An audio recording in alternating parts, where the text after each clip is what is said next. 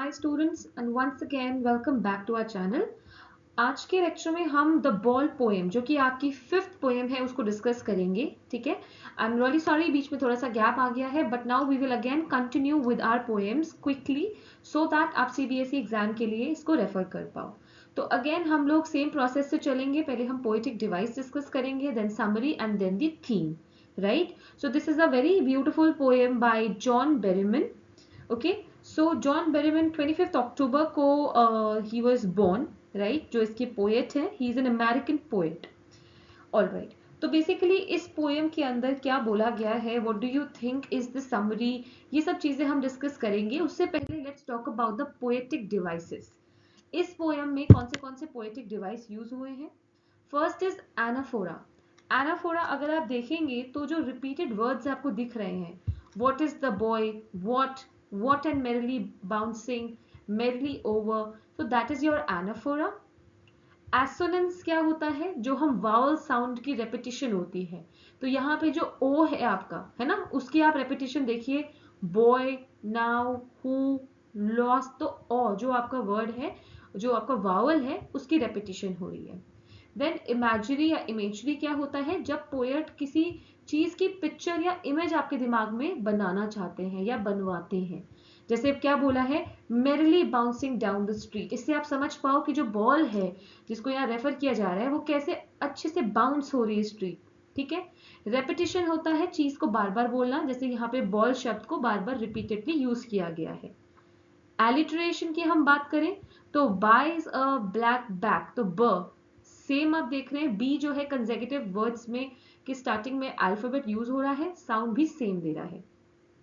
Rhyming scheme, इसमें कोई आज सच राइमिंग स्कीम नहीं फॉलो हुई है. ये बातें आपको पता होनी चाहिए, नहीं तो हम पेपर में सोचते रह जाएंगे कौन सी राइमिंग स्कीम है, इसमें क्या फॉलो हो रहा है, और फाइनली हम लोग गलत लिख के आएंगे और टाइम भी वेस्ट करेंगे. राइट. Then personification. पर्सोनिफिकेशन मैंने आपको बताया था, जब एक ह्यूमन कैरेक्टर हम किसी नॉन लिविंग चीज को देते हैं. जैसे मेरिली बाउंसिंग बेसिकली एक ह्यूमन कैरेक्टर है, खुशी खुशी उछल रहे हैं. ठीक है. तो ये सब एक लिविंग कैरेक्टर है जिसको हमने एक नॉन लिविंग चीज को, बॉल को डिनोट करा है. इंजम्पमेंट, ये बहुत पोएम्स में होता है जो हम देखते आ रहे हैं. Continuation of a sentence without a pause, बिना कॉमा, फुल स्टॉप, इन सब के बिना पॉजेस के जब हम कंटिन्यूएशन में अपने सेंटेंसेस को लिखते हैं. Last is metaphor. मेटाफर क्या होता है, metaphor is when we compare two things, two ideas without using the words like or as. ठीक है. जैसे यहाँ बोला है boy childhood with lost ball, तो बेसिकली हमने बॉय के जो चाइल्डहुड है उसको लॉस्ट बॉल से कंपेयर किया है. ठीक है. आई होप ये क्लियर है. मैंने एक्सप्लेनेशन ज्यादा नहीं दी है, हर मतलब उसका मतलब क्या होता है वो मैंने उसमें नहीं गई हूँ, बिकॉज हम ये डिस्कस कर चुके हैं. बट ये कहाँ यूज हो रहे हैं पोएम में, वो चीज मैंने आपको यहाँ पे एक्सप्लेन करी है. Now let's talk about the summary of the poem.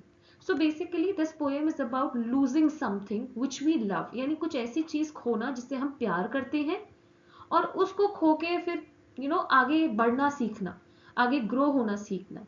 So basically एक छोटा एक बच्चा है, एक लिटिल बॉय है जिसने अपनी बहुत यंग लाइफ में एक ग्रीफ या एक आप कह सकते हो दुख एक्सपीरियंस किया. और उसका दुख क्या था, उसकी बहुत ही प्यारी बॉल जो उसकी अपनी पोजेशन, अपनी चीज थी, वो उसने खो दी.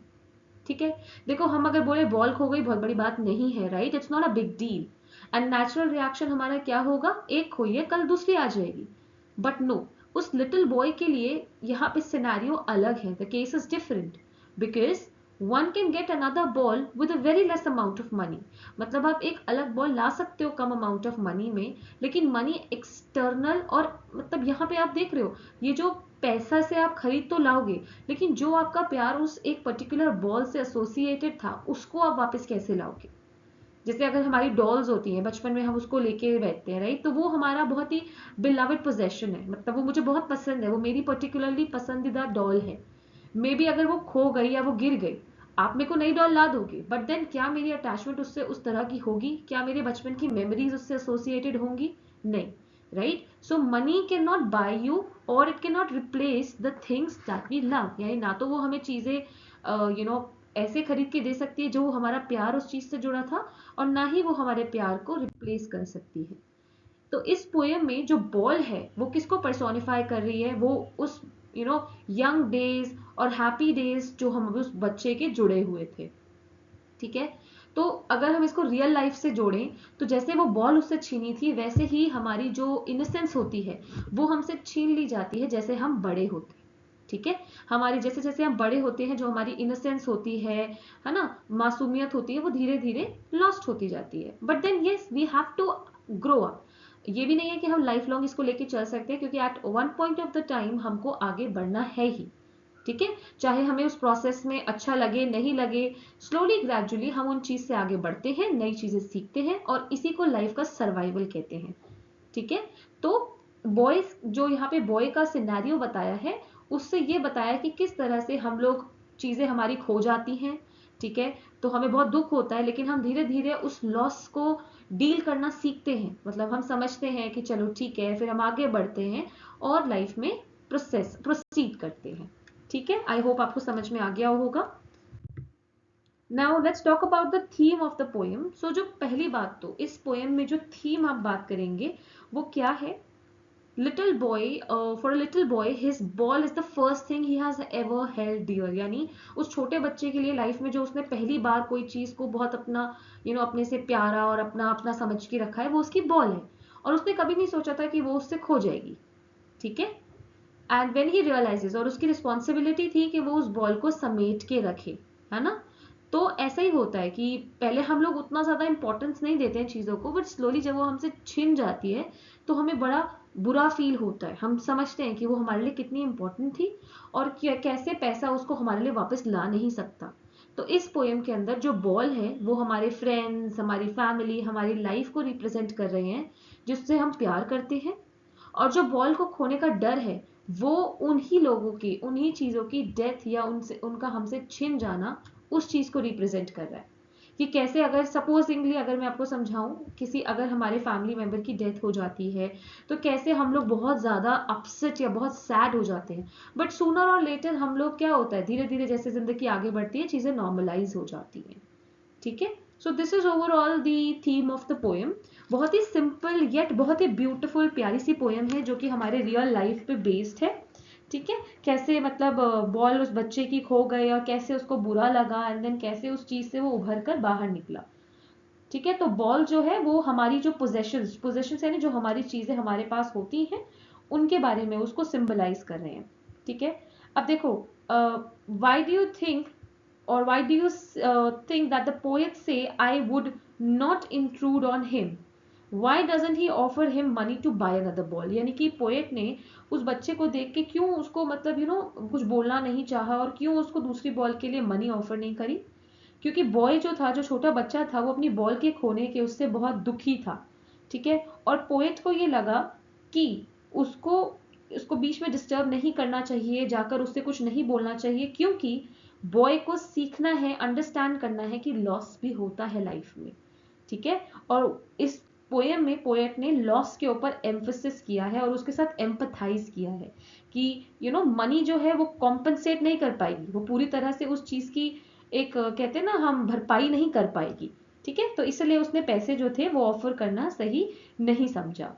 देन आप लोग से क्वेश्चंस आपके वही एक्सट्रैक्ट बेस पूछे जा सकते हैं। Okay.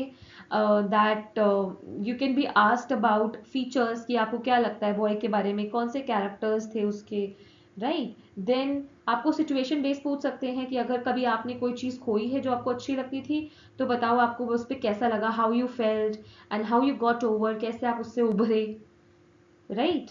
So this kind of a thing can be asked. एक क्वेश्चन इसमें थोड़ा सा ट्रिकी होता है, what do you mean by epistemology of loss? आप एपिस्टेमोलॉजी ऑफ लव से क्या समझते हो?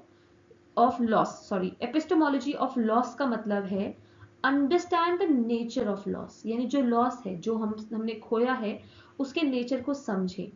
सो इस पोएम के अंदर जो बॉय है वो बेसिकली यही समझ रहा है कि लॉसेस होते हैं और कैसे हमको उन चीजों को बेयर करना है, उन चीजों से आगे बढ़ना है। So this is the epistemology of loss. ठीक है। देन जैसे अभी आपको मैंने बोल ही दिया है, why did the poet not console the boy, poet ने बॉय को कंसोल क्यों नहीं करा, ये हो सकता है। देन इस पोएम का मेन आइडिया क्या है वो हमने थीम में अभी के अभी डिस्कस किया है, तो वही आप लिख सकते हो। देन आपसे पूछा जा सकता है कि what do you learn by this poem, इससे आपकी क्या लर्निंग है।